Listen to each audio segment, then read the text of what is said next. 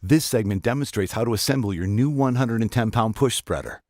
While assembling, do not fully secure any bolts until directed. First, press a plug, part 16, into the end of each hopper tube, part G. Then press a hex flange bearing, part 17, into each of the hopper tubes. Next, slide the gearbox, part F, onto the axle, part E, oriented as seen, and align the holes. Then fully secure it with an 1/8 inch by 1 1/4 inch cotter pin, part 6.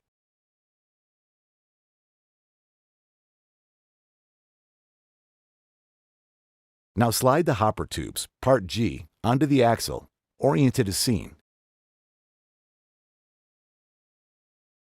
Then align a stand tube, part D, and insert a 1/4 20 by 2 inch hex bolt, part 4, through the hopper tube's lower hole.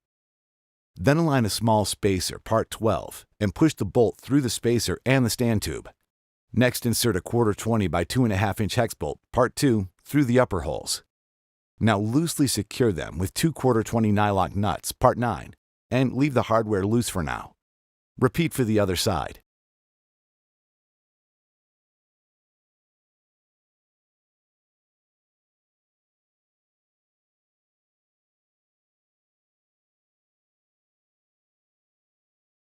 Now identify the side of the axle without the hole in the end. Then slide on a large washer, part 13. Next, slide on a medium spacer, part 11. Then slide on a wheel, part H. Then secure it with a 3/16 by 2 inch cotter pin, part 7.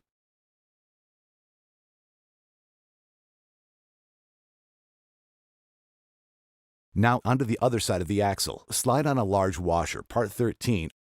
Then slide on a medium spacer, part 11. Now slide on a wheel, part H. Then secure the wheel with an 1/8 inch by 1 1/4 inch cotter pin, part 6.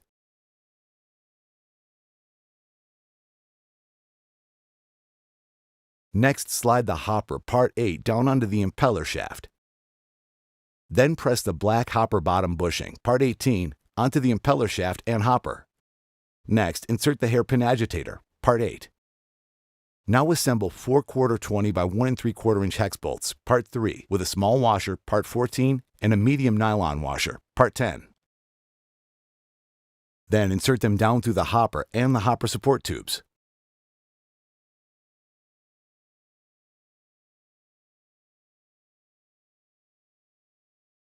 Now fully secure them with 4 1/4 20 nylock nuts, part 9.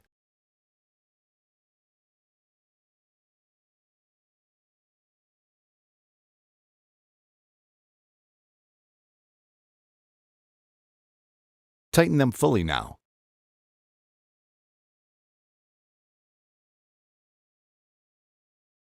Next, fully secure the bolts fastening the stand tube and hopper support tubes.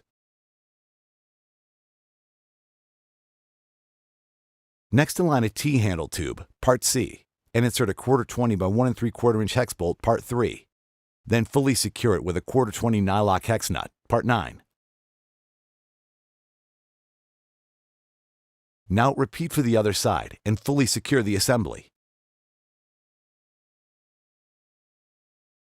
Then insert a 1/4 20 by 2.5 inch hex bolt, part 2, through the T-handles and loosely secure it with a 1/4 20 nylock nut, part 9.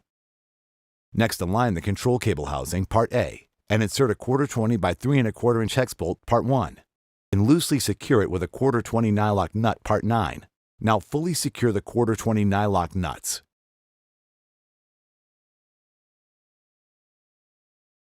Then slide on a hand grip, part 15, and repeat for the other side.